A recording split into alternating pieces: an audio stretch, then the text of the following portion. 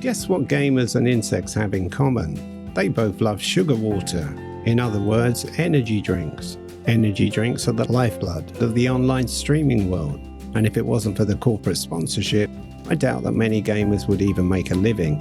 Of course, they have to work for their money and promote their crap to the fans, who'll drink it every day like it's the elixir of life. Sure, there's caffeine in energy drinks, and that'll keep the gamers awake, but it's the sugar that keeps them going.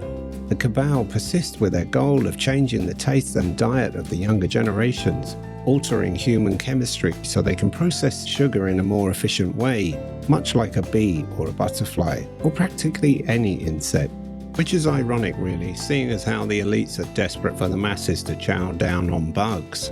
Supposedly to save the planet somehow, and no doubt by some strange coincidence, increase Chinese food exports.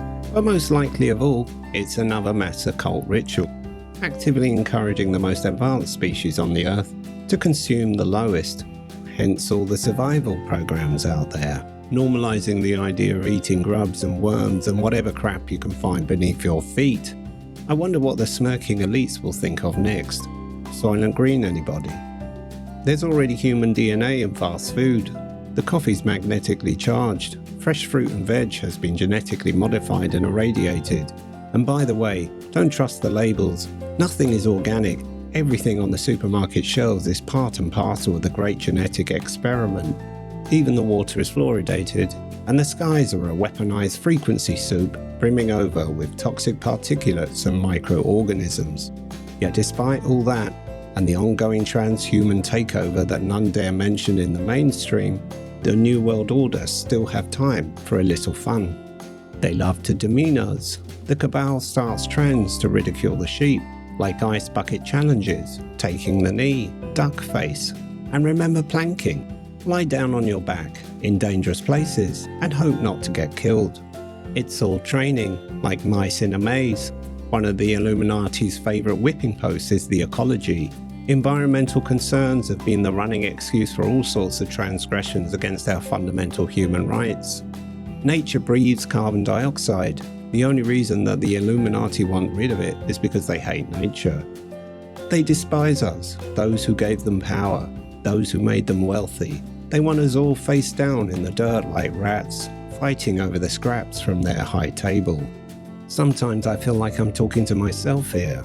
I'm still waiting for backup, but a vast majority of the human race appear to be a little slow on the uptake.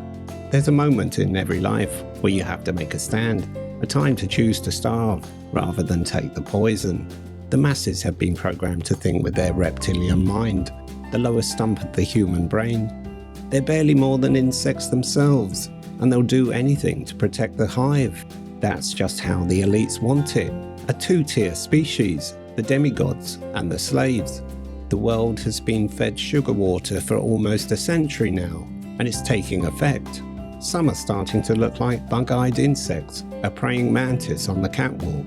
The so-called beautiful people, the international faces of glamour and fashion, hardly seem human to me.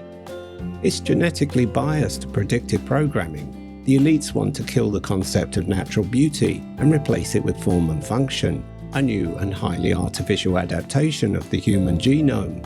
The rules have changed. The new breed have no time for sentimentality. Inefficiency is ugly, and nature is too slow. Spider poison and the surgeon's scalpel is the way to go. Then there are the army of workers, soldiers, and drones. Perfectly designed for their lowly place, the Illuminati would rather we all had the same face to avoid any sense of individuality in the new collective. There'll be no space for emotion, no time for self-indulgences, just birth, work, and death. The higher-ups particularly admire the social order of the bee. In fact, you can find their symbol of it on thousands of Masonic lodges and government buildings around the world. But what truly gets the cabal all hot and sweaty is the idea of the human beehive. Movers and shakers around the world have been gushing for years over the concept of a perfectly functioning society, where every worker knows their place and is prepared to die for their queen.